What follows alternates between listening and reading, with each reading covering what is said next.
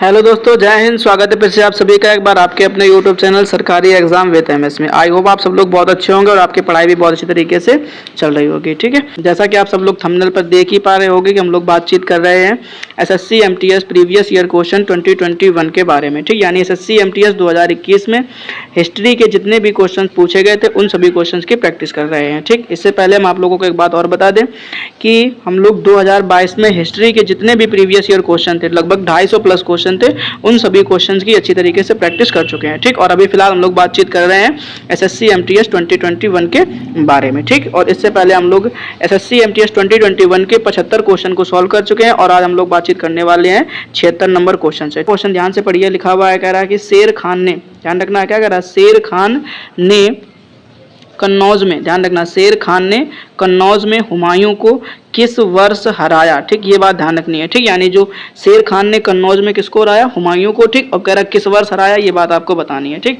ध्यान से पढ़िए, पहला ऑप्शन जो है वो कह रहा है 1540 ईस्वी में, दूसरा ऑप्शन है 1543 ईस्वी में, तीसरा ऑप्शन है 1541 ईस्वी में, चौथा ऑप्शन है 1542 ईस्वी में। ठीक, तो दोस्तों आपको यहाँ पर याद रखना है ऑप्शन नंबर ए। क्या याद रखना आपको यहाँ पर, ऑप्शन नंबर ए याद रखना है, यानी 1540 ईस्वी में। ठीक, यानी 1540 ईस्वी में शेर खान ने कन्नौज में, ध्यान रखना, शेर खान ने कन्नौज में हुमायूं को 1540 ईस्वी में हराया था। ठीक, ये बात आपको अच्छे से याद रख लेनी है। चलिए फिलहाल अब हम लोग देखते हैं नेक्स्ट क्वेश्चन। नेक्स्ट क्वेश्चन में हमसे पूछा गया है, कह रहा 1857 के विद्रोह के बाद। ठीक, 1857, ठीक, ये बात ध्यान रखनी है यहाँ पर, क्या कि 1857 के विद्रोह के बाद अंग्रेजों द्वारा किस मुगल शासक को देश छोड़ने के लिए मजबूर किया था। ठीक, यानी किसके द्वारा, अंग्रेजों के द्वारा। ठीक, अब किसे, तो कह रहा है मुगल शासक को। ठीक, यानी किस मुगल शासक को देश छोड़ने के लिए मजबूर किया गया था। ठीक, ध्यान से पढ़िए, पहला ऑप्शन लिखा हुआ है बहादुर शाह जफर, दूसरा ऑप्शन है अहमद शाह बहादुर, तीसरा ऑप्शन है फर्रुख सियर और चौथा ऑप्शन है मोहम्मद शाह। ठीक, तो दोस्तों यहाँ पर आपको याद रखना है ऑप्शन नंबर ए। क्या याद रखना है आपको यहाँ पर, ऑप्शन नंबर ए याद रखना। देखिए ध्यान से, लिखा बहादुर शाह जफर। ठीक, यानी 1857 के विद्रोह के बाद, ठीक, 1857 के विद्रोह के बाद अंग्रेजों के द्वारा बहादुर शाह जफर को देश छोड़ने के लिए मजबूर कर दिया गया था। ठीक है, चलिए देखते हैं हम लोग अब नेक्स्ट क्वेश्चन। नेक्स्ट क्वेश्चन में हमसे पूछा गया है, कह रहा है क्या कि निम्नलिखित में से किस चौहान शासक ने, ध्यान रखना, निम्नलिखित में से किस चौहान शासक ने 1191 में सुल्तान मोहम्मद गौरी, ध्यान रखना है किसको, मोहम्मद गौरी को हराया था। ठीक, ये बात आपको अच्छे से याद रखनी है। ठीक है, अब देखिए जरा ध्यान से, पहला ऑप्शन कह रहा है अजय राज द्वितीय को, दूसरा ऑप्शन है दुर्लभ राज तृतीय को और तीसरा ऑप्शन है विग्रह राज तृतीय को और चौथा ऑप्शन है पृथ्वीराज तृतीय को। ठीक, तो दोस्तों यहाँ पर आपको याद रखना है ऑप्शन नंबर डी। क्या याद रखना है यहाँ पर आपको, ऑप्शन नंबर डी याद रखना है, यानी कि पृथ्वीराज तृतीय। ठीक, ये बात अच्छे से आपको याद रख लेनी है। ठीक, यानी क्या कि पृथ्वीराज तृतीय ने 1191 ईस्वी में सुल्तान मोहम्मद गौरी को हराया था। ठीक, ये बात आपको अच्छे से याद रखनी है। चलिए फिलहाल अब हम लोग देखते हैं नेक्स्ट क्वेश्चन। नेक्स्ट क्वेश्चन में हमसे कह रहा है क्या, निम्नलिखित में से कौन, ध्यान रखना है, निम्नलिखित में से कौन राष्ट्रकूट वंश के संस्थापक, ध्यान रखना, किस वंश के, राष्ट्रकूट वंश के संस्थापक थे। ठीक, ध्यान से पढ़िए, पहला ऑप्शन है ध्रुव, दूसरा ऑप्शन है गोविंद तृतीय, तीसरा ऑप्शन है अमोघ वर्ष, चौथा ऑप्शन है दंती दुर्ग। ठीक, तो दोस्तों आपको यहाँ पर याद रखना है ऑप्शन नंबर डी। क्या याद रखना है आपको यहाँ पर, ऑप्शन नंबर डी याद रखना है, यानी दंती दुर्ग। ठीक, यानी जो दंती दुर्ग थे इन्होंने राष्ट्रकूट वंश की स्थापना करी थी। ठीक, अच्छे से याद रख लेना है। चलिए दोस्तों हम लोग देखते हैं नेक्स्ट क्वेश्चन। नेक्स्ट क्वेश्चन में हमसे पूछा गया है कि भारत में किस वर्ष सती प्रथा, ध्यान रखना है, किस वर्ष सती प्रथा पर प्रतिबंध लगाया गया था। ठीक है, बात ध्यान रखनी, यानी भारत में किस वर्ष सती प्रथा पर प्रतिबंध लगाया गया था। ठीक, ध्यान से पढ़िए, पहला ऑप्शन है कह रहा है 1824 ईस्वी में, दूसरा ऑप्शन है 1829 ईस्वी में, तीसरा ऑप्शन है 1831 ईस्वी में और चौथा ऑप्शन है 1826 ईस्वी में। ठीक, तो दोस्तों यहाँ पर आपको याद रखना है ऑप्शन नंबर बी। क्या याद रखना है यहाँ पर आपको, ऑप्शन नंबर बी याद रखना है, यानी कि 1829 ईस्वी में। ठीक, यानी 1829 ईस्वी में भारत में सती प्रथा पर प्रतिबंध लगाया गया था। ठीक, ये बात आपको अच्छे से याद रखनी है। चलिए दोस्तों हम लोग देखते हैं नेक्स्ट क्वेश्चन। नेक्स्ट क्वेश्चन में हमसे पूछा गया है, कह रहा है कि लॉयन कैपिटल का निर्माण, ध्यान से पढ़िएगा, क्या कह रहा है, लॉयन कैपिटल का निर्माण, ठीक, बुद्ध के, ठीक है, ऐतिहासिक घटना की स्मृति में बनाया गया था। ठीक है, यानी बुद्ध से ऐसी कौन सी घटना संबंधित है जिसके बाद में लायन कैपिटल का निर्माण किया गया था। ठीक, तो ध्यान से पढ़िए। पहला ऑप्शन जो है वो कह रहा है आपसे ज्ञान प्राप्ति, दूसरा है निधन, तीसरा ऑप्शन है घर परित्याग और चौथा ऑप्शन है पहले उपदेश को लेकर के। ठीक, तो दोस्तों यहाँ पर आपको याद रखना है ऑप्शन नंबर डी। क्या याद रखना है यहाँ पर आपको? ऑप्शन नंबर डी, यानी पहले उपदेश के। ठीक, यानी पहले उपदेश के कारण जो है लायन कैपिटल का निर्माण किया गया था। ये बात आपको अच्छे से याद रखना है। ठीक, यानी पहले उपदेश की स्मृति में लायन कैपिटल का निर्माण किया गया था। ठीक, चलिए अब हम लोग देखते हैं दोस्तों नेक्स्ट क्वेश्चन। नेक्स्ट क्वेश्चन में हमसे कह रहा है क्या कि खानवा का युद्ध, ध्यान से पढ़िएगा, क्या कह रहा है? खानवा का युद्ध किसके बीच लड़ा गया था। ठीक, यानी ये जो खानवा का युद्ध है वो किसके और किसके बीच में लड़ा गया था, ये बात आपको बतानी है। ठीक, ध्यान से पढ़ लीजिए। पहला ऑप्शन जो है वो कह रहा है बाबर और राणा सांगा के बीच में। ठीक, दूसरा ऑप्शन कह रहा है बाबर और शेर शाह सूरी के बीच में। तीसरा ऑप्शन है कह रहा है शेर शाह और राणा सांगा के बीच में। ठीक, और चौथा ऑप्शन है बाबर और इब्राहिम लोदी के बीच में। ठीक, तो दोस्तों यहाँ पर आपको याद रखना है ऑप्शन नंबर ए। क्या याद रखना है आपको? यहाँ पर ऑप्शन नंबर ए याद रखना है, यानी कि बाबर और राणा सांगा के बीच में। ठीक, यानी बाबर और राणा सांगा के बीच में खानवा का युद्ध लड़ा गया था। ठीक, चलिए दोस्तों अब हम लोग देखते हैं नेक्स्ट क्वेश्चन।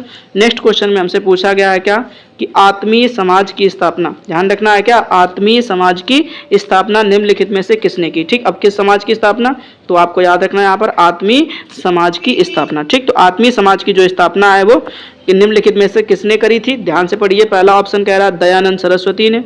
ठीक, और दूसरा ऑप्शन है कह रहा है भीमराव रामजी अंबेडकर ने। ठीक, और उसके बाद में तीसरा ऑप्शन है स्वामी विवेकानंद ने। ठीक, और चौथा ऑप्शन है राजा राम मोहन राय ने। ठीक, तो दोस्तों आपको यहाँ पर याद रखना है option number D.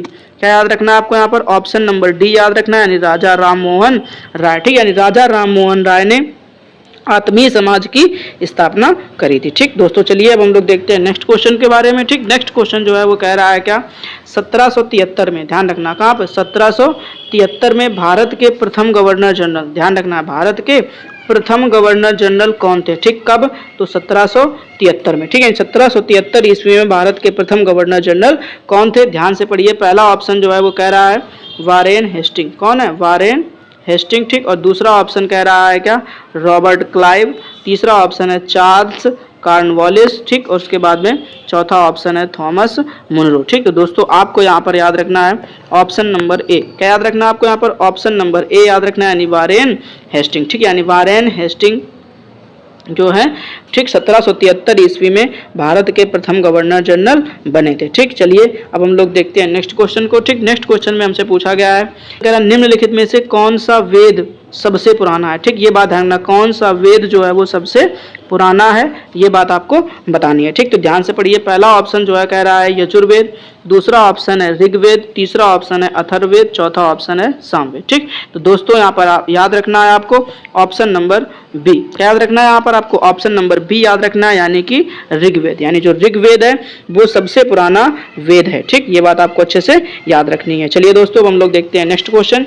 Next question में हमसे पूछा गया है, कह रहा है कि सिंधु घाटी सभ्यता में, ध्यान रखना है कब, कहाँ पर, तो सिंधु घाटी सभ्यता में। ठीक, यानी सिंधु घाटी सभ्यता में निम्नलिखित में कौन सा शहर अस्तित्व में था। ठीक, यानी निम्नलिखित में से कौन सा शहर जो है वो अस्तित्व में था। ठीक, तो ये बात बतानी है आपको क्या कि जो सिंधु घाटी सभ्यता थी उस समय निम्नलिखित में से कौन सा शहर जो है वो अस्तित्व में था। ठीक, इसके ऑप्शन जो है हमें नेक्स्ट स्लाइड में देखने को मिलेंगे। चलिए देखते हैं नेक्स्ट स्लाइड को।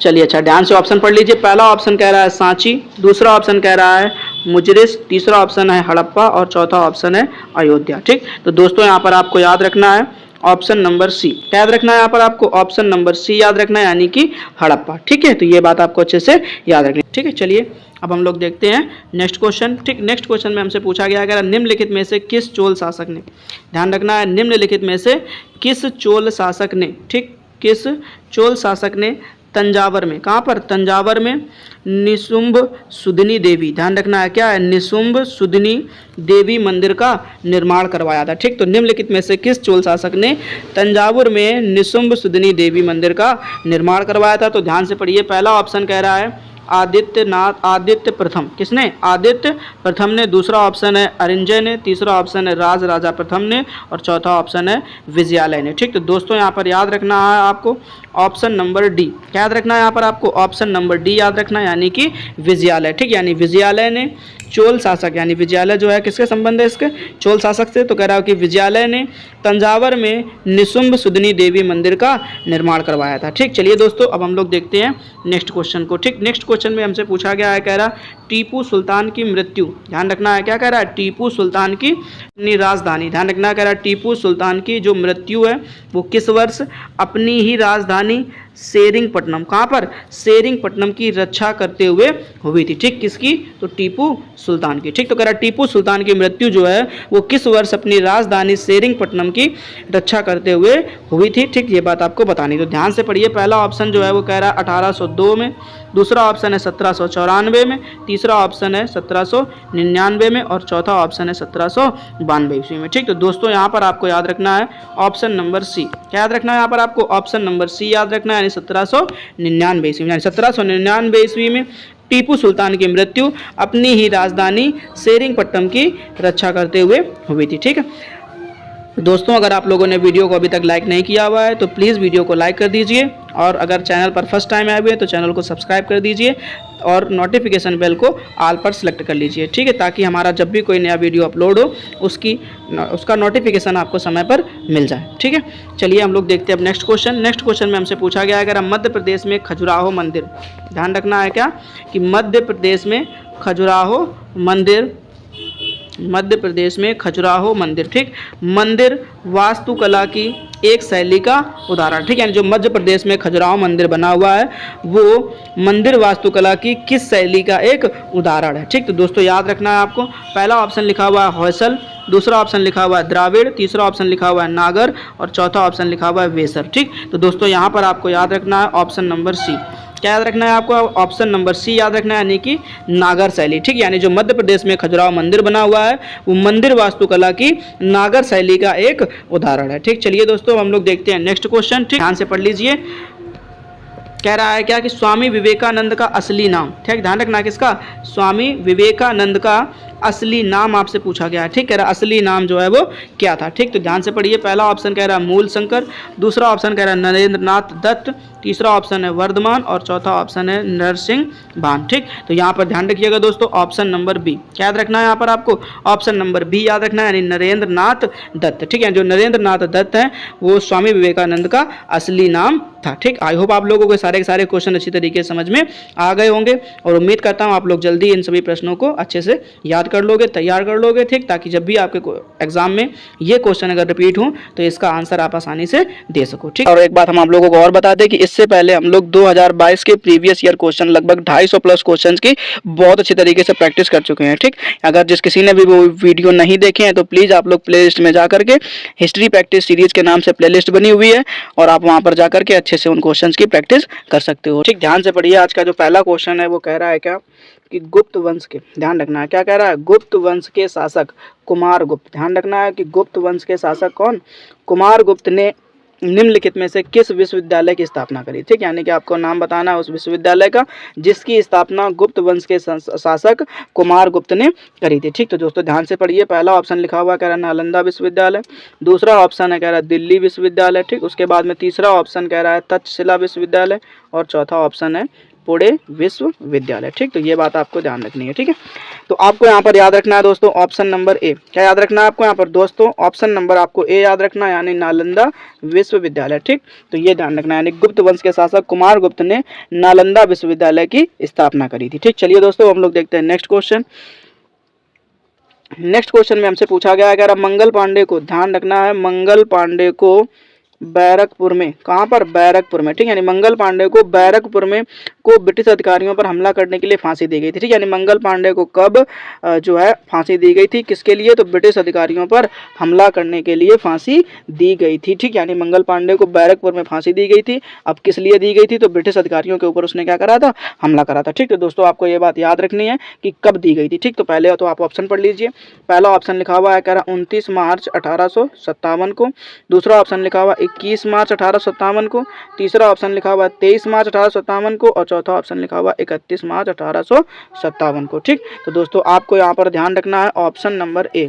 क्या याद रखना है आपको यहाँ पर? ऑप्शन नंबर ए याद रखना है, यानी 29 मार्च 1857 ईस्वी को। ठीक, यानी 29 मार्च 1857 को मंगल पांडे को बैरकपुर में फांसी दी गई थी। ठीक, चलिए दोस्तों अब हम लोग देखते हैं नेक्स्ट क्वेश्चन। नेक्स्ट क्वेश्चन में हमसे पूछा गया, कह रहा पुलकेशिन प्रथम, ध्यान रखना है क्या कह रहा है कि पुलकेशिन प्रथम दक्षिण भारत के, ध्यान रखना, पुलकेशिन प्रथम दक्षिण भारत के, ठीक है, किस वंश के संस्थापक थे? ठीक, यानी पुलकेशिन प्रथम जो है उन्होंने किस वंश की स्थापना करी थी, ये बात आपको बतानी। ठीक, ध्यान से पढ़िए। पहला ऑप्शन लिखा हुआ है चेर, दूसरा ऑप्शन लिखा हुआ है चालुक्य और तीसरा ऑप्शन लिखा हुआ है चोल, चौथा ऑप्शन लिखा हुआ है पांड्य। ठीक, तो दोस्तों आपको याद रखना है यहाँ पर ऑप्शन नंबर बी। क्या याद रखना है आपको यहाँ पर? ऑप्शन नंबर बी याद रखना है, यानी कि चालुक्य। ठीक, तो यहाँ पर सही हो जाएगा आपका ऑप्शन नंबर बी, यानी चालुक्य, यानी पुलकेशिन प्रथम ने दक्षिण भारत के चालुक्य वंश की स्थापना करी थी। ठीक, चलिए दोस्तों अब हम लोग देखते हैं नेक्स्ट क्वेश्चन। नेक्स्ट क्वेश्चन में हमसे पूछा गया है, कह रहा है कि अखिल भारतीय मुस्लिम लीग, ध्यान रखना है, अखिल भारतीय मुस्लिम लीग का गठन, ठीक, किस सन में हुआ था? ठीक, ये बात आपको बतानी, यानी जो अखिल भारतीय मुस्लिम लीग है इसकी स्थापना कब हुई थी, ये बात आपको बतानी है। तो ध्यान से पढ़ लीजिए। पहला ऑप्शन लिखा हुआ 1908 ईस्वी में, दूसरा ऑप्शन लिखा हुआ 1905 ईस्वी में, तीसरा ऑप्शन लिखा हुआ 1906 ईस्वी में और चौथा ऑप्शन लिखा हुआ 1910 ईस्वी में। ठीक, तो दोस्तों आपको यहाँ पर याद रखना है ऑप्शन नंबर सी। क्या याद रखना आपको यहाँ पर? ऑप्शन नंबर सी याद रखना है, यानी 1906 ईस्वी में। ठीक, यानी अखिल भारतीय मुस्लिम लीग की स्थापना 1906 ईस्वी में हो गई थी। चलिए दोस्तों हम लोग देख लेते हैं नेक्स्ट क्वेश्चन। ठीक, नेक्स्ट क्वेश्चन में हमसे पूछा गया है, कह रहा है क्या कि हर्षवर्धन, ध्यान रखना है क्या, हर्षवर्धन, ठीक, 606 से 647 ईस्वी, ठीक, मतलब इसके शासनकाल की व्यवस्था है। ठीक, कह रहा वंश के शासक थे, यानी किस वंश के शासक थे ये बात आपको बतानी, यानी हर्षवर्धन जो है वो इनका संबंध किस वंश से था ये बात आपको बतानी। तो ध्यान से पढ़ लीजिए। पहला ऑप्शन लिखा हुआ है गुप्त वंश, दूसरा ऑप्शन लिखा हुआ है मौर्य वंश, तीसरा ऑप्शन लिखा हुआ है मुगल वंश और चौथा ऑप्शन लिखा हुआ है पुष्यभूति वंश। ठीक, तो दोस्तों आपको यहाँ पर ध्यान रखना है ऑप्शन नंबर डी। क्या याद रखना है आपको यहाँ पर? ऑप्शन नंबर डी याद रखना है, यानी पुष्यभूति वंश। ठीक, यानी जो हर्षवर्धन थे वो पुष्यभूति वंश के शासक थे। ठीक, संस्थापक नहीं दोस्तों, शासक आपको बताना है। ठीक, यानी इनका संबंध बताना था आपको कि किस वंश से है, तो आपको ध्यान रखना कि हर्षवर्धन का संबंध जो है वो पुष्यभूति वंश से है। ठीक, चलिए दोस्तों अब हम लोग देखते हैं नेक्स्ट क्वेश्चन को। नेक्स्ट क्वेश्चन में हमसे पूछा गया है, कह रहा दंती दुर्ग, ध्यान से पढ़िएगा, क्या कि दंती दुर्ग भारत के किस राजवंश से संबंधित है? ठीक, यानी जो दंती दुर्ग है वो भारत के किस राजवंश से संबंधित है? तो दोस्तों पहले ऑप्शन पढ़ लीजिए। पहला ऑप्शन लिखा हुआ है चोल वंश, दूसरा ऑप्शन लिखा हुआ है चालुक्य वंश और तीसरा ऑप्शन लिखा हुआ है राष्ट्रकूट और चौथा ऑप्शन लिखा हुआ है चेर। ठीक, तो दोस्तों आपको यहाँ पर याद रखना है ऑप्शन नंबर सी। क्या याद रखना है आपको यहाँ पर? ऑप्शन नंबर सी याद रखना है, यानी राष्ट्रकूट वंश। ठीक है, जो दंती दुर्ग है वो भारत के राष्ट्रकूट वंश से संबंधित थे। ठीक, चलिए दोस्तों हम लोग देखते हैं नेक्स्ट क्वेश्चन। चलिए अच्छा ध्यान से पढ़ लीजिए क्वेश्चन को। कह रहा है क्या, निम्नलिखित में से, ठीक, ध्यान रखना है, निम्नलिखित में से कलकत्ता, ठीक, कहाँ पे? कलकत्ता, या उसी को हम लोग कोलकाता बोल सकते हैं, में ब्रह्म समाज की स्थापना, किसकी? ब्रह्म समाज की स्थापना किसने करी थी? ठीक, यानी कि निम्नलिखित में से कलकत्ता में या कोलकाता में ब्रह्म समाज की स्थापना किसने करी थी? तो ध्यान से पहले ऑप्शन पढ़ लीजिए। पहला ऑप्शन कह रहा है स्वामी विवेकानंद ने, ठीक, और दूसरा ऑप्शन कह रहा है स्वामी दयानंद सरस्वती ने, तीसरा ऑप्शन कह रहा है ईश्वर चंद्र विद्यासागर ने और चौथा ऑप्शन कह रहा है राजा राम मोहन राय ने। ठीक, तो दोस्तों आपको यहाँ पर याद रखना है ऑप्शन नंबर डी। क्या याद रखना है आपको यहाँ पर? ऑप्शन नंबर डी याद रखना है, यानी कि राजा राम मोहन राय। ठीक, यानी राजा राम मोहन राय ने कलकत्ता में ब्रह्म समाज की स्थापना करी थी। ठीक, चलिए दोस्तों अब हम लोग देख लेते हैं नेक्स्ट क्वेश्चन। नेक्स्ट क्वेश्चन में हमसे पूछा गया है, कह रहा है मंदिरों, ठीक, मंदिरों में यानी भारत के मंदिरों में से संबंधित दिए गए कथनों में से कौन से कथन सत्य हैं? यानी भारत के जो मंदिर हैं उनसे संबंधित आपको कुछ कथन दिए गए हैं, उन कथन को आपको पहले ध्यान से पढ़ना है और फिर जवाब देना है कि क्या ये बातें सही हैं। ठीक, तो कह रहा है, पहले आपसे पूछा गया पहले कथन में, कह रहा है नागर शैली की वास्तुकला, नागर शैली की वास्तुकला को उत्तर भारतीय शैली, ध्यान रखना, उत्तर भारतीय शैली के नाम से भी जाना जाता है। जो नागर शैली है उसे हम लोग उत्तर भारतीय शैली के नाम से भी जानते हैं। क्या ये बात सही है? दूसरा ऑप्शन ध्यान से पढ़ लीजिए, कह रहा है द्राविड़ शैली। क्या कह रहा है रहा है द्राविड़ शैली की वास्तुकला को दक्षिण भारतीय शैली के रूप में जाना जाता है। ठीक, मतलब यहाँ ने जो नागर शैली है उसे उत्तर भारतीय शैली और जो द्राविड़ शैली है उसे दक्षिण भारतीय शैली के रूप में जाता है। क्या ये बातें एकदम से सही है? ठीक, तो जरा ध्यान से पढ़िए। कह रहा है पहला ऑप्शन आपसे कह रहा है केवल फर्स्ट, यानी आपको जो पहली बात बताएगी कि जो नागर शैली है उत्तर भारतीय शैली है। ठीक, लेकिन जो दूसरी है द्राविड़ शैली वो दक्षिण भारत की शैली नहीं है। ठीक, अच्छा दूसरे में कह रहा है आपसे कि पहला और दूसरा दोनों। ठीक, दूसरा ऑप्शन ध्यान से पढ़ो, कह रहा है पहला और दूसरा दोनों। ठीक, तो यहाँ पे आपको ध्यान रखना है, कह रहा जो पहली बात लिखी हुई थी या जो पहला कथन था नागर शैली की वास्तुकला को उत्तर भारतीय शैली के नाम जाना जाता है और जो दूसरी है द्राविड़ शैली की वास्तुकला को उसे दक्षिण भारतीय शैली के रूप में जाना जाता है। ठीक, तो ये दोनों बातें सही हैं। उसके बाद में तीसरा ऑप्शन ध्यान से पढ़िए। तीसरे ऑप्शन में आपसे कह रहा है ना तो फर्स्ट और ना ही सेकेंड। ठीक, मतलब कह रहा है कि ना तो पहला वाला कथन सही है और ना दूसरा वाला कथन सही है, मतलब दोनों ही कथन क्या है गलत है। ठीक, और डी नंबर ऑप्शन में कह रहा है आपसे केवल दूसरा। ठीक, यानी कह रहा है पहला वाला गलत है लेकिन दूसरा वाला सही है। ठीक, तो दोस्तों आपको यहाँ पर याद रखना है ऑप्शन नंबर बी। क्या याद रखना दोस्तों? आपको यहाँ पर ऑप्शन नंबर बी याद रखना है, यानी कि पहला और दूसरा दोनों। ठीक, यानी कि जो आपको दोनों कथन दिए गए हैं, चाहे वो नागर शैली की वास्तुकला को उत्तर भारतीय शैली के रूप में जाना जाता हो या द्राविड़ शैली की वास्तुकला को दक्षिण भारतीय शैली के रूप में जाना जाता हो। ठीक, तो ये जो दोनों कथन है वो एकदम से सत्य हैं। ठीक, चलिए दोस्तों अब हम लोग देख लेते हैं नेक्स्ट क्वेश्चन को। ठीक, नेक्स्ट क्वेश्चन में हमसे पूछा गया है, ध्यान से पढ़िएगा क्वेश्चन को। कह रहा है भरहुत स्तूप, कौन सा? भरहुत स्तूप जातक कथाओं और कहानियों का चित्रण करता है। यह निम्नलिखित में से किस राज्य में है? ठीक, यानी जो भरहुत स्तूप है वो निम्नलिखित में से किस राज्य में स्थित है? आपको चार ऑप्शन दिए गए, ध्यान से पढ़ लीजिए। पहला ऑप्शन है आंध्र प्रदेश में, दूसरा ऑप्शन कह रहा है बिहार में और तीसरा ऑप्शन है मध्य प्रदेश में, चौथा ऑप्शन है उत्तर प्रदेश में। ठीक, तो दोस्तों आपको यहाँ पर याद रखना है ऑप्शन नंबर सी। क्या याद रखना है यहाँ पर? आपको ऑप्शन नंबर सी याद रखना है, यानी कि मध्य प्रदेश। ठीक, यानी जो मध्य प्रदेश है वहां पर भरहुत स्तूप है और भरहुत स्तूप में जातक कथाओं तथा कहानियों का चित्रण किया गया। ठीक, चलिए दोस्तों हम लोग देखते हैं नेक्स्ट क्वेश्चन। नेक्स्ट क्वेश्चन में हमसे पूछा गया है, कह रहा वंदे मातरम स्रोत गान किसने लिखा है? ठीक, यानी जो वंदे मातरम है वो किसके द्वारा लिखा गया, ये बात आपको बतानी है। ठीक, अच्छा ध्यान से पढ़िए। पहला ऑप्शन कह रहा है भगत सिंह, दूसरा ऑप्शन कह रहा है बाल गंगाधर तिलक और तीसरा ऑप्शन है बंकिम चंद्र चटर्जी और चौथा ऑप्शन है महात्मा गांधी। ठीक, तो दोस्तों आपको यहाँ पर याद रखना है ऑप्शन नंबर सी। क्या याद रखना है आपको यहाँ पर?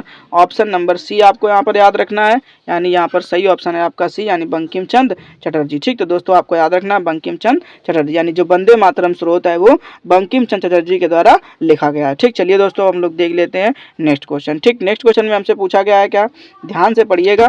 कह रहा है कि चालुक्य वंश की राजधानी थी। ठीक, यानी निम्नलिखित में से चालुक्य वंश की राजधानी कौन थी, ये बात आपको बतानी थी। ठीक, तो ध्यान से पढ़िए। पहला ऑप्शन कह रहा है पाटलिपुत्र, दूसरा ऑप्शन है राजगीर और तीसरा ऑप्शन है बादामी और चौथा ऑप्शन है कांचीपुरम। ठीक, तो दोस्तों आपको यहाँ पर याद रखना है ऑप्शन नंबर सी। क्या याद रखना है आपको यहाँ पर? ऑप्शन नंबर सी याद रखना है, यानी कि बादामी। ठीक, यानी निम्नलिखित में से अगर हम बात करें तो चालुक्य वंश की राजधानी थी वो बादामी थी। ठीक, चलिए दोस्तों अब हम लोग देख लेते हैं नेक्स्ट क्वेश्चन। नेक्स्ट क्वेश्चन में हमसे पूछा गया है, कह रहा है कि इनाम गांव, कौन सा गांव? इनाम गांव। ठीक, ये नाम याद रख लीजिए। इनाम गांव में एक महत्वपूर्ण पुरातात्विक स्थल नदी पर स्थित है। ठीक, अब किस नदी के किनारे स्थित बताने, यानी जो इनाम गांव है वो एक महत्वपूर्ण पुरातात्विक स्थल है। ठीक, अब ये जो है वो किस नदी के किनारे स्थित है ये बात आपको बतानी है। ठीक, तो जरा ध्यान से पढ़िए। पहला ऑप्शन कह रहा है इंद्रायणी, दूसरा ऑप्शन है उल्हास और तीसरा ऑप्शन है घोड़ और चौथा ऑप्शन है कुकड़ी। ठीक, तो दोस्तों यहाँ पर आपको याद रखना है ऑप्शन नंबर सी।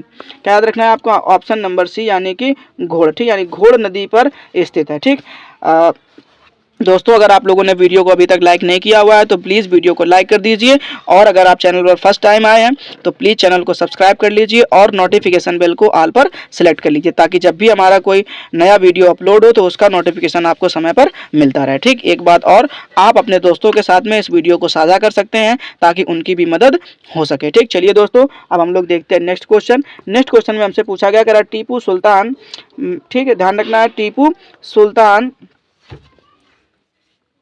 मैसूर का शासक बना। ठीक, यानी किस सन में मैसूर का शासक बना ये बात आपको बतानी। ठीक, यानी जो टीपू सुल्तान था वो किस सन में मैसूर का शासक बना था। ठीक, तो ध्यान से पढ़िए। पहला ऑप्शन कह रहा है आपसे 1775 ईस्वी में, दूसरा ऑप्शन कह रहा है 1765 ईस्वी में और तीसरा ऑप्शन कह रहा है 1782 ईस्वी में और चौथा ऑप्शन कह रहा है 1762 ईस्वी में। ठीक, तो दोस्तों आपको यहाँ पर याद रखना है ऑप्शन नंबर सी। क्या याद रखना है यहाँ पर? आपको ऑप्शन नंबर सी याद रखना है, यानी 1782 ईस्वी। 1782 ईस्वी में टीपू सुल्तान जो है वो मैसूर का शासक बना था। ठीक, चलिए दोस्तों हम लोग देख लेते हैं नेक्स्ट क्वेश्चन। नेक्स्ट क्वेश्चन में हमसे पूछा गया है, कह रहा बाण भट्ट ने बाण भट्ट ने, क्या कह रहा है, बाण भट्ट ने हर्ष चरित्र की रचना, ध्यान रखिएगा बहुत इंपॉर्टेंट क्वेश्चन है दोस्तों, कह रहा बाण भट्ट ने हर्ष चरित्र की रचना किस भाषा में करी थी, ठीक, यानी आपको उस भाषा का नाम बताना है जिस भाषा में बाण भट्ट ने हर्ष चरित्र की रचना करी थी, ठीक। तो ध्यान से पढ़िए, पहला ऑप्शन कह रहा है संस्कृत भाषा में, दूसरा ऑप्शन कह रहा है पाली भाषा में, तीसरा ऑप्शन कह रहा है प्राकृत भाषा में और चौथा ऑप्शन कह रहा है तमिल भाषा में, ठीक। तो दोस्तों यहाँ पर आपको याद रखना है ऑप्शन नंबर ए, क्या याद रखना है आपको यहाँ पर, ऑप्शन नंबर ए याद रखना है, यानी कि संस्कृत, ठीक। यानी कि बाण भट्ट ने हर्षचरित की जो रचना है वो संस्कृत भाषा में करी थी, ठीक। चलिए दोस्तों हम लोग देख लेते हैं नेक्स्ट क्वेश्चन, ठीक। और चलिए ध्यान से पढ़ लीजिए, कह रहा है हमसे क्या कि 1206 से 1290, दोस्तों ध्यान रखना बड़ा इंपॉर्टेंट है, 1206 से 1290 तक दिल्ली पर शासन करने वाले प्रारंभिक तुर्की शासकों का सही कालक्रम निम्नलिखित में से कौन सा है, ठीक। मतलब आपको ये बात बतानी कि 1206 से लेकर के 1290 ईस्वी तक जितने भी दिल्ली में, जितने भी लोगों ने, जितने भी शासकों ने दिल्ली पर शासन किया है उनका जो है वो कालक्रम आपको ढंग से बताना है, मतलब एक सही क्रम में बताना है, ठीक है। चलिए दोस्तों पहला ऑप्शन ध्यान से पढ़िए, कह रहा है शमसुद्दीन इल्तुतमिश, ठीक। ध्यान रखना पहला ऑप्शन क्या है, शमसुद्दीन इल्तुतमिश, दूसरा है रजिया, तीसरा है कुतुबुद्दीन ऐबक, ठीक। चलिए फिर उसके बाद में ध्यान से पढ़िए दूसरा ऑप्शन, कह रहा है पहले आए थे कुतुबुद्दीन ऐबक, फिर रजिया और उसके बाद में कह रहा है शमसुद्दीन इल्तुतमिश, ठीक। उसके बाद में ध्यान से पढ़िएगा, कह रहा है तीसरे ऑप्शन में कुतुबुद्दीन ऐबक पहले, फिर उसके बाद शमसुद्दीन इल्तुतमिश, ठीक। फिर उसके बाद तीसरा है रजिया, ठीक है। उसके बाद चौथा ऑप्शन पढ़ लीजिए, कह रहा है रजिया, शमसुद्दीन इल्तुतमिश और कुतुबुद्दीन ऐबक, ठीक। तो दोस्तों यहाँ पर आपको याद रखना है ऑप्शन नंबर सी, क्या याद रखना है यहाँ पर आपको, ऑप्शन नंबर सी याद रखना है, यानी कुतुबुद्दीन ऐबक, शमसुद्दीन इल्तुतमिश और रजिया, ठीक। तो ये बातें आपको अच्छे से याद रखनी है कि ये सही क्रम है, यानी सबसे पहले कुतुबुद्दीन ऐबक, फिर आपको याद रखना शमसुद्दीन इल्तुतमिश और उसके बाद याद रखना आपको रजिया सुल्ताना, ठीक। तो ध्यान से पढ़िए, पहला क्वेश्चन लिखा हुआ है, कह रहा है शुंग वंश, शुंग राजवंश, कौन सा, शुंग राजवंश के संस्थापक निम्नलिखित में से कौन है, ठीक। यानी कि आपको यहाँ पर 4 ऑप्शन दिए जाएंगे, नेक्स्ट स्लाइड में देखने को मिलेंगे, ठीक। तो उनमें से आपको ये बताना है कि शुंग राजवंश जो है उसके संस्थापक कौन है, ठीक। चलिए अच्छा ध्यान से पढ़िए ऑप्शन को, ठीक। हमारे पास में 4 ऑप्शन दिए गए, पहला ऑप्शन कह रहा है भागभद्र, दूसरा ऑप्शन है अग्निमित्र, तीसरा ऑप्शन है पुष्यमित्र और चौथा ऑप्शन है वसुमित्र, ठीक। तो दोस्तों यहाँ पर आपको याद रखना है ऑप्शन नंबर सी, क्या याद रखना है यहाँ पर आपको, ऑप्शन नंबर सी याद रखना है, यानी कि पुष्यमित्र शुंग, यानी जो पुष्यमित्र शुंग है वो इस वंश के संस्थापक है, ठीक। चलिए दोस्तों हम लोग देखते हैं नेक्स्ट क्वेश्चन। नेक्स्ट क्वेश्चन में हमसे पूछा गया है, कह रहा है महात्मा गांधी ने पहली बार भारत में राष्ट्रव्यापी सत्याग्रह किस वर्ष शुरू किया था, ठीक। यानी किसने, महात्मा गांधी ने, ठीक। भारत में पहली बार राष्ट्रव्यापी, ठीक, ध्यान रखना है, भारत में पहली बार राष्ट्रव्यापी सत्याग्रह जो है वो किस वर्ष शुरू किया था, तो ध्यान से पढ़िए, पहला ऑप्शन है 1915 ईस्वी में, दूसरा ऑप्शन है 1919 ईस्वी में, तीसरा ऑप्शन है 1916 ईस्वी में और चौथा ऑप्शन है 1921 ईस्वी में, ठीक। तो दोस्तों यहाँ पर आपको याद रखना है ऑप्शन नंबर सी, क्या याद रखना है यहाँ पर, ऑप्शन नंबर सी याद रखना है, यानी 1916 ईस्वी में, ठीक। यानी महात्मा गांधी ने 1916 ईस्वी में राष्ट्रव्यापी सत्याग्रह शुरू किया था, ठीक। चलिए दोस्तों हम लोग देखते हैं नेक्स्ट क्वेश्चन। नेक्स्ट क्वेश्चन में हमसे पूछा गया है, कह रहा है प्राचीन हड़प्पा स्थल, ध्यान रखना है, प्राचीन हड़प्पा स्थल लोथल, कौन सा, लोथल किस भारतीय राज्य में पाया गया, ठीक। यानी अभी के समय में आपको बताना है कि जो लोथल है वो किस राज्य में स्थित है, ये बात आपको बतानी है। तो ध्यान से पढ़ लीजिए, पहला ऑप्शन आपसे कह रहा है मध्य प्रदेश, दूसरा ऑप्शन है गुजरात, तीसरा ऑप्शन है महाराष्ट्र और चौथा ऑप्शन है राजस्थान, ठीक। तो दोस्तों यहाँ पर आपको याद रखना है ऑप्शन नंबर बी, क्या याद रखना है यहाँ पर आपको, ऑप्शन नंबर बी याद रखना है, यानी कि गुजरात, ठीक। यहाँ पर आपका सही हो जाएगा ऑप्शन नंबर बी, यानी कि गुजरात, ठीक। यानी गुजरात में जो है लोथल इस समय है, ठीक। चलिए दोस्तों हम लोग देखते हैं नेक्स्ट क्वेश्चन। नेक्स्ट क्वेश्चन में हमसे पूछा गया है खानवा के युद्ध में बाबर ने राणा सांगा को किस वर्ष हराया था, ठीक। तो दोस्तों यहाँ पर आपको याद रखना है कि खानवा के युद्ध में बाबर ने राणा सांगा को किस वर्ष हराया था, ठीक। अब युद्ध का नाम याद रख लो पहले, तो युद्ध कौन सा है, खानवा का युद्ध, ठीक। और किसने, बाबर ने और राणा सांगा के बीच में, ठीक। अब ध्यान रखना इस तरीके से इसमें एक और क्वेश्चन पूछा जाएगा कि खानवा का युद्ध जो है वो किनके और किनके बीच में लड़ा गया, ठीक। तो आपको ध्यान रखना है बाबर और राणा सांगा के बीच में, ठीक। अब कह रहा बाबर ने राणा सांगा को हराया, ठीक। तो किस वर्ष हराया था ये बात आपको बतानी, तो ध्यान से पढ़ लीजिए, पहला ऑप्शन लिखा हुआ है 1529 ईस्वी में, दूसरा ऑप्शन लिखा हुआ है 1531 ईस्वी में, तीसरा ऑप्शन लिखा हुआ है 1525 ईस्वी में और चौथा ऑप्शन लिखा हुआ है 1527 ईस्वी में, ठीक। तो दोस्तों यहाँ पर आपको याद रखना ऑप्शन नंबर डी, क्या याद रखना है यहाँ पर आपको, ऑप्शन नंबर डी याद रखना, यानी 1527, यानी 1527 ईस्वी में खानवा के युद्ध में बाबर ने राणा सांगा को हराया था, ठीक। चलिए दोस्तों हम लोग देखते हैं नेक्स्ट क्वेश्चन।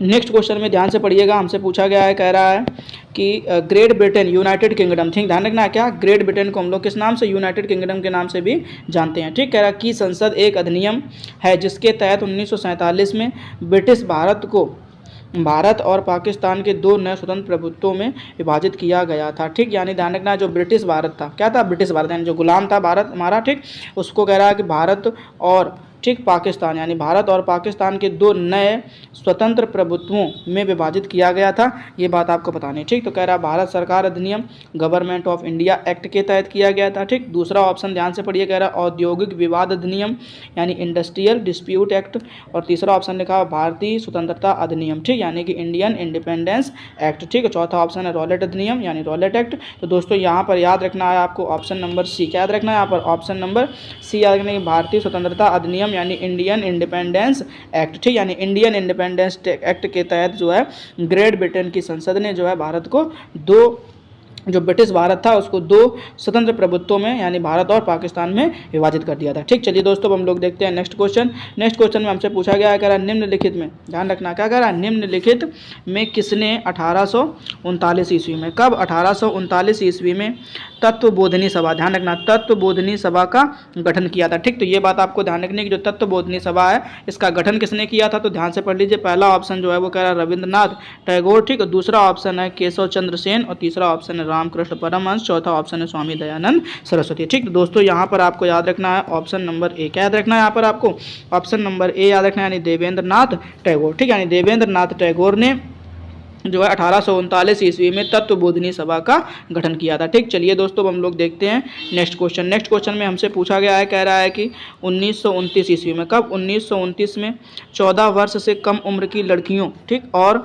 18 वर्ष से कम उम्र के लड़कों के विवाह पर रोक लगाने वाला कौन सा एक्ट पारित किया गया था, ठीक। अच्छा क्वेश्चन है, ध्यान से पढ़ लीजिए कि 1929 ईस्वी में 14 वर्ष से कम उम्र की लड़कियों और 18 वर्ष से कम उम्र के लड़कों के विवाह पर रोक लगाने वाला कौन सा एक्ट या कौन सा अधिनियम पारित किया गया था, ठीक। तो दोस्तों यहाँ पर याद रखना है, ध्यान से पढ़िए पहले ऑप्शन को। पहला ऑप्शन लिखा हुआ है वर्नाक्यूलर प्रेस एक्ट, दूसरा ऑप्शन है शारदा एक्ट, तीसरा ऑप्शन है पिट्स इंडिया एक्ट और चौथा ऑप्शन है रोलेट एक्ट, ठीक। तो दोस्तों यहाँ पर आपको याद रखना है ऑप्शन नंबर सही हो जाएगा आपका यहाँ पर बी, क्या सही हो जाएगा, बी, यानी कि शारदा एक्ट, यानी जो शारदा एक्ट है इसके तहत आपको 1929 ईस्वी में 14 वर्ष से कम उम्र की लड़कियों और 18 वर्ष से कम उम्र के लड़कों के विवाह पर रोक लगाई गई थी, ठीक। चलिए दोस्तों हम लोग देख लेते हैं नेक्स्ट क्वेश्चन को। नेक्स्ट क्वेश्चन में हमसे पूछा गया है कि आगरा में ताजमहल का निर्माण, ध्यान से पढ़िएगा, क्या कह रहा है कि आगरा में ताजमहल का निर्माण, ठीक, किस वर्ष में पूरा हुआ था, ठीक। यानी आगरा में जो ताजमहल का निर्माण कराया था, अब किसने कराया था, इसका आंसर आप कमेंट बॉक्स में बता सकते हैं, ठीक। अब ये हुआ किस वर्ष था ये बात आपको बतानी। तो पहला ऑप्शन कह रहा है 1634 ईस्वी में, दूसरा ऑप्शन है 1632 ईस्वी में और तीसरा ऑप्शन है 1653 ईस्वी में, चौथा ऑप्शन है 1648 ईस्वी में, ठीक। तो दोस्तों आपको यहाँ पर याद रखना है ऑप्शन नंबर डी, यानी कि 1648 ईस्वी, यानी 1648 ईस्वी में आगरा में ताजमहल का निर्माण जो है वो पूरा हो गया था, ठीक। चलिए दोस्तों हम लोग देखते हैं नेक्स्ट क्वेश्चन। नेक्स्ट क्वेश्चन में हमसे पूछा गया है निम्नलिखित में से किसने उत्तरापथ स्वामी की उपाधि धारण करी थी, ठीक। ये बात आपको ध्यान रखनी कि निम्नलिखित में से किसने उत्तरापथ स्वामी, कौन सा, उत्तरापथ स्वामी की उपाधि धारण करी थी। तो ध्यान से पढ़िए, पहला ऑप्शन है धर्मपाल, दूसरा ऑप्शन है महिपाल, तीसरा ऑप्शन है गोपाल, चौथा ऑप्शन है देवपाल, ठीक। तो दोस्तों यहाँ पर आपको याद रखना है ऑप्शन नंबर ए, क्या याद रखना है यहाँ पर आपको, ऑप्शन नंबर ए याद रखना है, यानी कि धर्मपाल, ठीक। यानी जो धर्मपाल थे इन्होंने उत्तरापथ स्वामी की उपाधि धारण करी थी, ठीक। चलिए दोस्तों हम लोग देख लेते हैं नेक्स्ट क्वेश्चन। नेक्स्ट क्वेश्चन में हमसे पूछा गया है, कह रहा है कि आईने अकबरी, ठीक, ध्यान रखना, आईने अकबरी जो अकबरनामा पुस्तक का तीसरा खंड है, ठीक। यानी जो आईने अकबरी है वो अकबरनामा पुस्तक का तीसरा खंड है, वो किससे संबंधित है ये बात आपको बतानी है। तो ध्यान से पढ़िए, पहले ऑप्शन में आपसे कह रहा है क्या, अकबर के शासनकाल, क्या कह रहा है, अकबर के शासनकाल में अकबर की घटनाओं, ठीक, उसके बारे में संबंधित है। दूसरा ऑप्शन कह रहा है अकबर के धर्म से संबंधित है, तीसरा ऑप्शन है अकबर के पूर्वजों से संबंधित है, चौथा ऑप्शन है अकबर के प्रशासन से संबंधित है, ठीक। दोस्तों यहाँ पर आपको याद रखना है ऑप्शन नंबर डी, क्या याद रखना है यहाँ पर आपको, ऑप्शन नंबर डी याद रखना है, यानी अकबर के प्रशासन से, ठीक। यानी कि जो आईने अकबरी अकबरनामा पुस्तक का तीसरा खंड है वो जो है वो अकबर के प्रशासन से संबंधित है, ठीक। चलिए दोस्तों हम लोग देख लेते हैं नेक्स्ट क्वेश्चन के बारे में, ठीक है। चलिए अच्छा ध्यान से पढ़िए। नेक्स्ट क्वेश्चन में हमसे पूछा गया है, कह रहा है मिनहाज ए सिराज, क्या लिखा हुआ है, मिनहाज ए सिराज ने निम्नलिखित में से किस शासक का इतिहास लिपिबद्ध किया था। ठीक, मतलब मिनहाज ए सिराज हैं, इन्होंने किस शासक का इतिहास जो है वो लिपिबद्ध किया था। ठीक, तो ध्यान रखना दोस्तों, पहला ऑप्शन कह रहा है बाबर, दूसरा ऑप्शन है रजिया सुल्तान, तीसरा ऑप्शन है गयासुद्दीन तुगलक और चौथा ऑप्शन है अकबर। ठीक, तो दोस्तों यहाँ पर आपको याद रखना है ऑप्शन नंबर बी।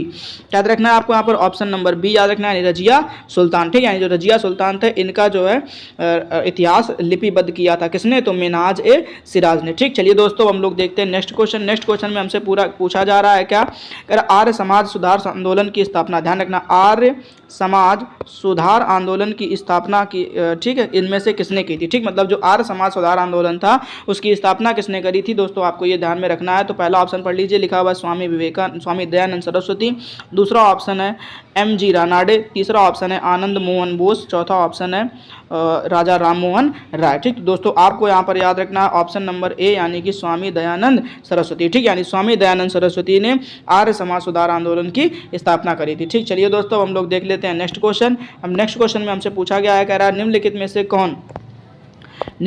से कौन भारत में एक शासक, ठीक, इतने में था। ठीक, मतलब निम्नलिखित में से कौन भारत में एक शक शासक, ध्यान रखना है कौन सा शासक, शक शासक था। ठीक, इतने से इतने ईस्वी के बीच में, मतलब 130 से 150 ईसा पूर्व के बीच में ऐसा कौन सा शक शासक था, उसका नाम आपको बताना है। तो ध्यान से पढ़िए, पहला ऑप्शन कह रहा है रुद्रदमन, ठीक, दूसरा ऑप्शन है कह रहा है बिंदुसार, तीसरा ऑप्शन है मिनांडर, चौथा ऑप्शन है अशोक। तो दोस्तों यहाँ पर आपको याद रखना है ऑप्शन नंबर ए। क्या याद रखना है यहाँ पर आपको, ऑप्शन नंबर ए याद रखना है, यानी कि रुद्रदामन। ठीक है, जो रुद्रदामन था वो एक शक शासक था जो 123 ईसा पूर्व से 150 ईसा पूर्व तक शासन किया था। ठीक, चलिए दोस्तों हम लोग देखते हैं नेक्स्ट क्वेश्चन। नेक्स्ट क्वेश्चन में हमसे पूछा गया है, कह रहा प्रार्थना समाज या प्रेयर सोसाइटी, ध्यान रखना है, प्रार्थना समाज या प्रेयर सोसाइटी जो एक धार्मिक और सामाजिक सुधार था की स्थापना 1863 में कब, 1863 ईस्वी में हुई थी। ठीक, अब किस जगह पर हुई थी ये बात आपको बतानी, तो ध्यान से पहला ऑप्शन पढ़िए दिल्ली, दूसरा ऑप्शन है बॉम्बे, तीसरा ऑप्शन है सूरत, चौथा ऑप्शन है पुणे। तो दोस्तों यहाँ पर आपको याद रखना है ऑप्शन नंबर बी।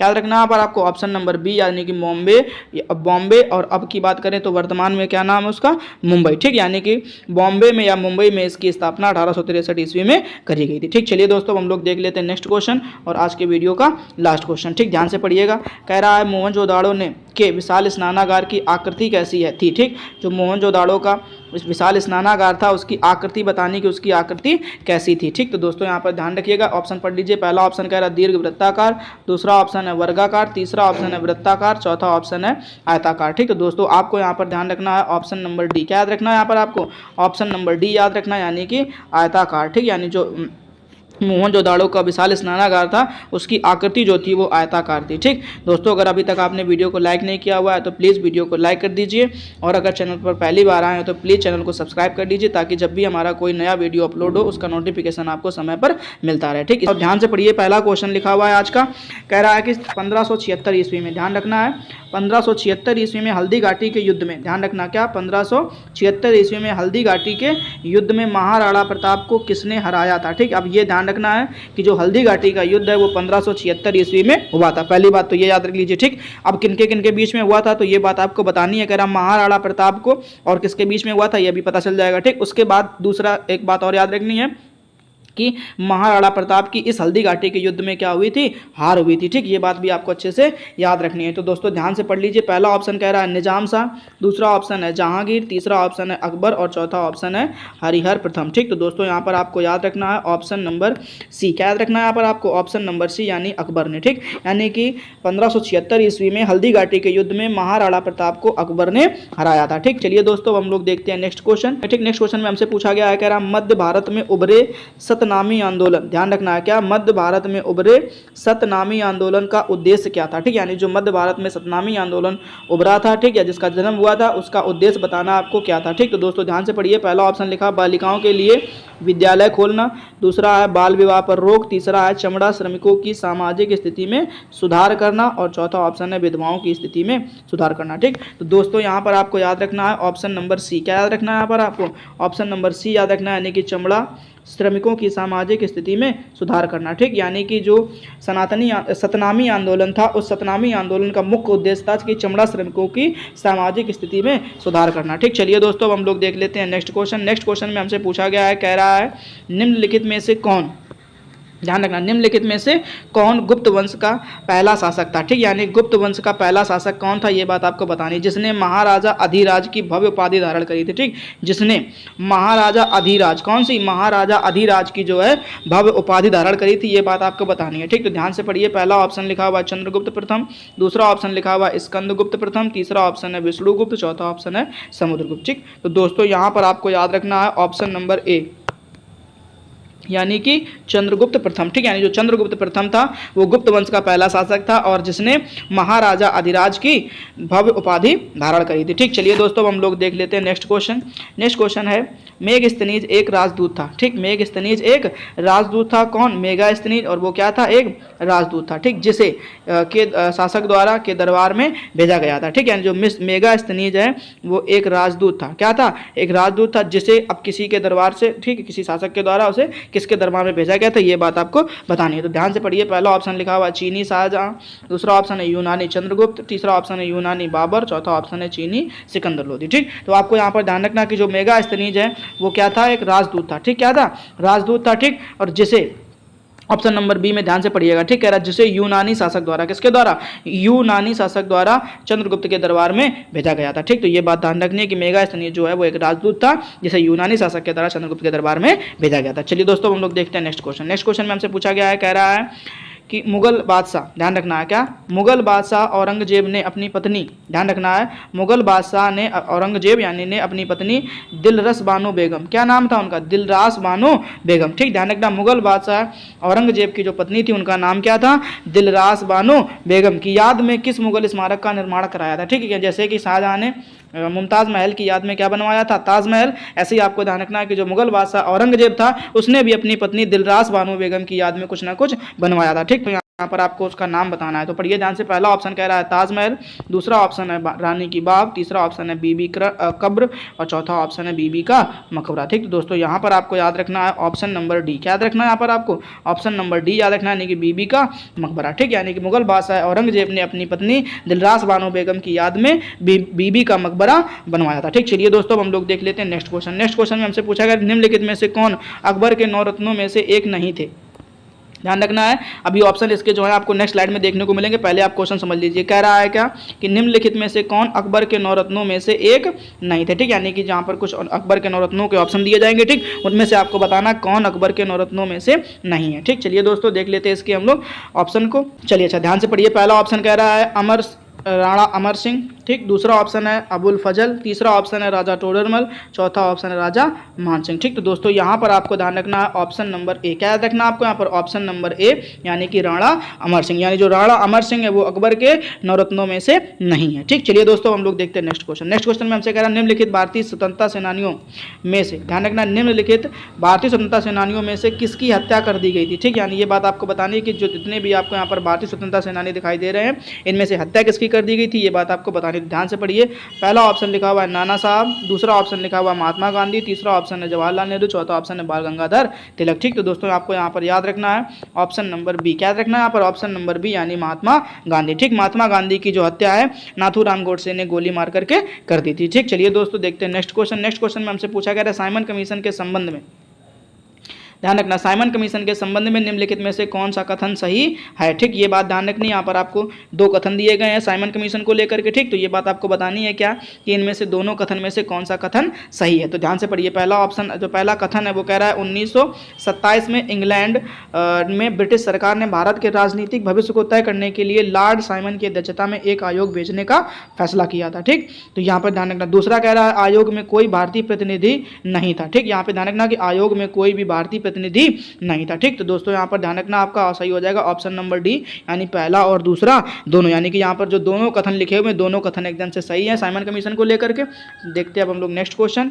अब नेक्स्ट क्वेश्चन में हमसे जो है वो पूछा गया है, ध्यान से पढ़िएगा। ठीक, नेक्स्ट क्वेश्चन हमसे कह रहा है क्या कि वर्ष 1192 में, ठीक, कह रहा है कि वर्ष 1192 में तराइन के युद्ध, ध्यान रखना है, तराइन के दूसरे युद्ध, ध्यान रखना है कि 1192 में क्या हुआ था, तो तराइन का दूसरा युद्ध लड़ा गया था। कह रहा है मोहम्मद गौरी ने, ठीक, निम्नलिखित में से किसकी हत्या करी थी। ठीक है, तराइन के दूसरे युद्ध में मोहम्मद गौरी ने किसकी हत्या करी थी ये बात आपको बतानी है। तो ध्यान से पढ़िए। पहला ऑप्शन लिखा हुआ है जयचंद गढ़वाल, दूसरा ऑप्शन है भोज परमार, तीसरा ऑप्शन है नाग भट्ट प्रथम, चौथा ऑप्शन है पृथ्वीराज चौहान। तो दोस्तों यहाँ पर आपको याद रखना है ऑप्शन नंबर डी यानी पृथ्वीराज चौहान। ठीक, यानी 1192 के तराइन के युद्ध में मोहम्मद गौरी ने पृथ्वीराज चौहान की हत्या कर दी थी। ठीक, चलिए दोस्तों देख लेते हैं अब हम लोग नेक्स्ट क्वेश्चन। नेक्स्ट क्वेश्चन में हमसे पूछा गया है निम्नलिखित में से किसने, निम्नलिखित में से कौन भारत की बौद्ध वास्तुकला का नायाब नमूना है। ठीक, यानी भारत की बौद्ध वास्तुकला का नायाब नमूना है, ये आपको बताना है। तो ध्यान से पढ़िए, पहला ऑप्शन लिखा हुआ है बरहुत स्तूप, दूसरा ऑप्शन है अजंता की गुफाएं, तीसरा ऑप्शन है पातालेश्वर की गुफाएं, चौथा ऑप्शन है सांची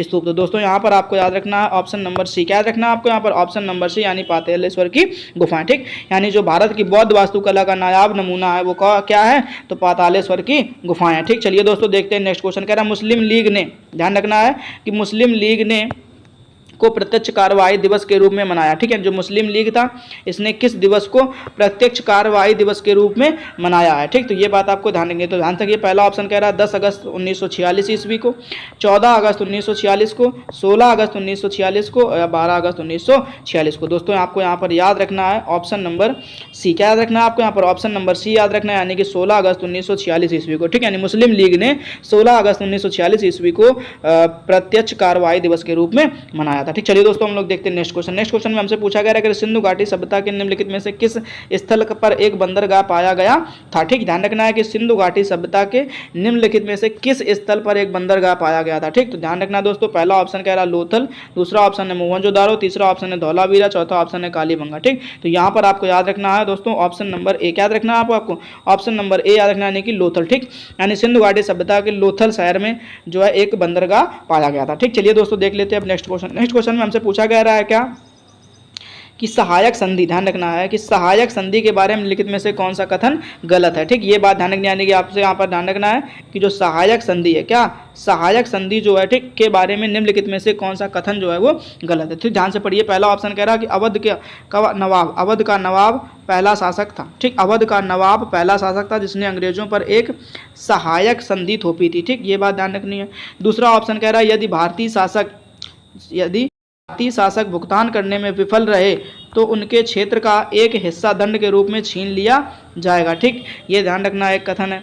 तीसरा कथन कह रहा है कि भारतीय शासकों को अपनी स्वतंत्र सशस्त्र सेना रखने की अनुमति नहीं थी। और चौथा ऑप्शन है भारतीय शासकों को सहायक बलों के, ध्यान रखना, सहायक बलों के भुगतान करना पड़ा। ठीक, तो यहाँ पे दोस्तों आपको याद रखना है कि जो आपका लिखा हुआ है पहला कथन, क्या पहला कथन जो लिखा हुआ है, यानी ध्यान से पढ़िएगा, पहला कथन में क्या कह रहा है कि अवध का नवाब, ध्यान रखना है कि जो अवध का नवाब पहला शासक था जिसने अंग्रेजों पर एक सहायक संधि थोपी थी। ठीक, तो ये जो है ये कथन गलत है। किसको लेकर के? शायद सहायक संधि को लेकर के, बाकी सारे के सारे कथन जो है वो सत्य कथन है। ठीक, तो ये ध्यान रखना। चलिए दोस्तों अब हम लोग देखते हैं नेक्स्ट क्वेश्चन। अब नेक्स्ट क्वेश्चन में हमसे पूछा गया है, कह रहा मुगल सम्राट, ध्यान रखिएगा, कह रहा मुगल सम्राट शाह आलम द्वितीय, ठीक ध्यान रखना, नाम क्या है? शाह आलम द्वितीय ने किस वर्ष ईस्ट इंडिया कंपनी का बंगाल के दीवान के रूप में नियुक्त किया था। ठीक, यानी ईस्ट इंडिया कंपनी को बंगाल के दीवान के रूप में नियुक्त किया था, उस साल का नाम बताया। यानी किस, देखो, मुगल सम्राट शाह आलम द्वितीय ने किस वर्ष ईस्ट इंडिया कंपनी को बंगाल के दीवान के रूप में नियुक्त किया था। ठीक, तो दोस्तों ध्यान से पढ़िए, पहला ऑप्शन आपसे कह रहा है 1765 में और दूसरा ऑप्शन है 1755 में। ठीक, अब इसके जो नेक्स्ट ऑप्शन है आपको नेक्स्ट स्लाइड में देखने को मिलेंगे। चलिए हम लोग देख लेते हैं उनको भी ध्यान से। चलिए तो ध्यान रखिए यहाँ पर क्या कि ऑप्शन दिया गया है आपको यहाँ पर क्या 1760 में तीसरा ऑप्शन। ठीक, चौथा ऑप्शन है 1758 में। ठीक है, तो दोस्तों यहाँ पर आपको ध्यान रखना ऑप्शन नंबर ए, क्या ध्यान रखना आपको यहाँ पर ऑप्शन नंबर ए, जिसका आपको जो है पिछले स्लाइड में दिखाया गया था आंसर। ठीक, तो वहाँ से आप देख सकते हैं। ठीक, चलिए दोस्तों हम लोग देख लेते हैं नेक्स्ट क्वेश्चन। ठीक, अब नेक्स्ट क्वेश्चन हमसे कह रहा है क्या, ध्यान से पढ़िएगा। ठीक है, कह रहा निम्नलिखित में से क्या असहयोग आंदोलन के मंद पड़ने का एक कारण नहीं था। ठीक, यानी जो असहयोग आंदोलन था वो मंद पड़ गया था। क्या पड़ गया था? मंद, यानी धीमा हो गया था। ठीक, अब उसका एक कारण नहीं था, ये बात आपको बतानी, यानी जितने भी दिए गए हैं वो सब असहयोग आंदोलन के मंद पड़ने के कारण थे। ठीक, अब एक कारण आपको बताना है जो नहीं था। ठीक, तो पहला ध्यान से पढ़िए, कह रहा है वैकल्पिक भारतीय व्यवस्था के अभाव में ब्रिटिश संस्थाओं के बहिष्कार ने एक समस्या खड़ी कर दी थी। ठीक, दूसरा कह रहा है कई वकीलों ने इस्तीफा दे दिया था लेकिन फिर लंबे समय तक आय की अनुपस्थिति ने उन्हें फिर से ज्वाइन होने के लिए मजबूर कर दिया था। ठीक, उसके बाद में कह रहा है खादी का कपड़ा अक्सर बड़े पैमाने पर उत्साहित, ध्यान रखना, खादी का कपड़ा अक्सर एक बड़े पैमाने पर उत्साहित मील के कपड़े की तुलना से ठीक अधिक महंगा होता था और गरीब लोग ठीक इसे खरीद नहीं सकते थे। ठीक, इसके बाद देख लेते हैं हम लोग लास्ट ऑप्शन में आपसे कह रहा है कि आंदोलन के नेताओं ने, ध्यान रखना क्या कह रहा है, आंदोलन के नेताओं ने ठीक अपना ध्यान घरेलू कामों की ओर मोड़ दिया था, जिससे आंदोलन बंद पड़ गया। ठीक दोस्तों, यहाँ पर यही आपका सही ऑप्शन है, क्या, ऑप्शन नंबर डी कि आंदोलन के नेताओं ने अपना जो ध्यान है वो घरेलू कामों की ओर मोड़ दिया था। ठीक, यानी जो क्या थे, जो आंदोलन करता थे या जो आंदोलन करता नेता थे, उन्होंने जो है अपना ध्यान जो है वो अपने घरों की तरफ मोड़ दिया था, इसलिए जो है वो जो ये था तो आपका ठीक, तो वो क्या पड़ चुका था, मंद पड़ चुका था। ठीक, चलिए दोस्तों हम लोग देखते हैं नेक्स्ट क्वेश्चन में हमसे कह रहा है क्या, अशोक ने कलिंग, ध्यान रखना, अशोक ने कलिंग को जीतने के लिए युद्ध लड़ा। ठीक, अशोक ने कलिंग को जीतने के लिए, किसको, कलिंग को जीतने के लिए युद्ध लड़ा, और कलिंग तटीय का प्राचीन नाम था। ठीक, यानी जो कलिंग है वो किसका प्राचीन नाम था, ये बात आपको बतानी। तो दोस्तों ध्यान से पढ़िए, पहला ऑप्शन कह रहा है मद्रास का नाम था, दूसरा ऑप्शन कह रहा है बंगाल का नाम था, तीसरा ऑप्शन कह रहा है उड़ीसा, चौथा ऑप्शन कह रहा है बॉम्बे। ठीक, तो दोस्तों यहाँ पर आपको याद रखना है ऑप्शन नंबर सी, क्या याद रखना है यहाँ पर आपको, ऑप्शन नंबर सी याद रखना है, यानी कि उड़ीसा, यानी कि अभी के समय में ओडिशा। ठीक, तो ये ध्यान रखना है, जो कलिंग जो है वो किसको बोलते थे हम लोग, उड़ीसा को बोलते थे। ठीक, चलिए दोस्तों हम लोग देख लेते हैं नेक्स्ट क्वेश्चन में हमसे पूछा गया, कह रहा इनमें से किस प्रसिद्ध राष्ट्रकूट शासक, ध्यान रखिएगा क्या कह रहा है, इनमें से किस प्रसिद्ध राष्ट्रकूट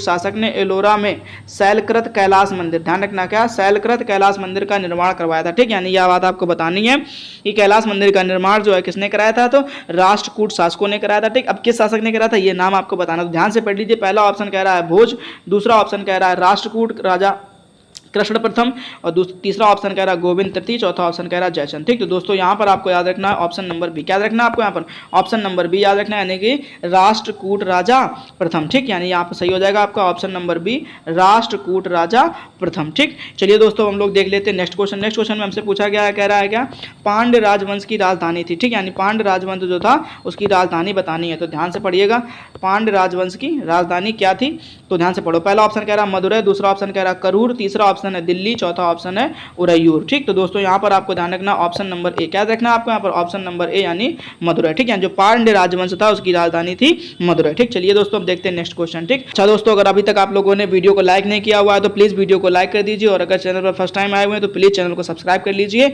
और नोटिफिकेशन बेल को ऑल पर सिलेक्ट कर लीजिए, ताकि जब भी हमारा कोई नया वीडियो अपलोड हो उसका नोटिफिकेशन आपको समय पर मिलता रहे। ठीक, चलिए दोस्तों देख लेते हैं क्वेश्चन को। पहले क्वेश्चन में हमसे पूछा गया है क्या, कह रहा है तंजावुर, ध्यान रखना क्या कह रहा है, तंजावुर में स्थित बृहदेश्वर मंदिर। ठीक, बृहदेश्वर मंदिर भारत के सबसे बड़े मंदिरों में से एक है, और ठीक के दौरान निर्मित यह मंदिर द्राविड़ वास्तुकला का एक उदाहरण है। ठीक, अब कह रहा है किस वंश के दौरान या किस शासक के दौरान यह मंदिर निर्माण हुआ था, जो द्राविड़ वास्तुकला का एक उदाहरण है। ठीक, तो दोस्तों ध्यान से पढ़िए, पहला ऑप्शन लिखा हुआ है चेर वंश, दूसरा ऑप्शन लिखा हुआ है चोल वंश, तीसरा ऑप्शन है होयसल वंश, चौथा ऑप्शन है पांड्य वंश। ठीक, तो आपको यहाँ पर ध्यान रखना है ऑप्शन नंबर बी, क्या ध्यान रखना आपको यहाँ पर, ऑप्शन नंबर बी यानी चोल वंश के दौरान। ठीक, यानी चोल शासकों के दौरान इस मंदिर का निर्माण किया गया था। ठीक, और ये मंदिर जो है वो द्राविड़ वास्तुकला का एक उदाहरण है। ठीक, चलिए दोस्तों देख लेते हैं हम लोग लास्ट क्वेश्चन, कह रहा है क्या कि महात्मा गांधी ने किस वर्ष, ध्यान रखिएगा क्या, महात्मा गांधी ने किस वर्ष नील की खेती करने वालों, ध्यान रखना किस वर्ष नील की खेती करने वालों के खिलाफ एक चंपारण आंदोलन का नेतृत्व किया था। ठीक, तो ये बात ध्यान रखिए, तो पहला ऑप्शन पढ़िए ध्यान से 1917 में,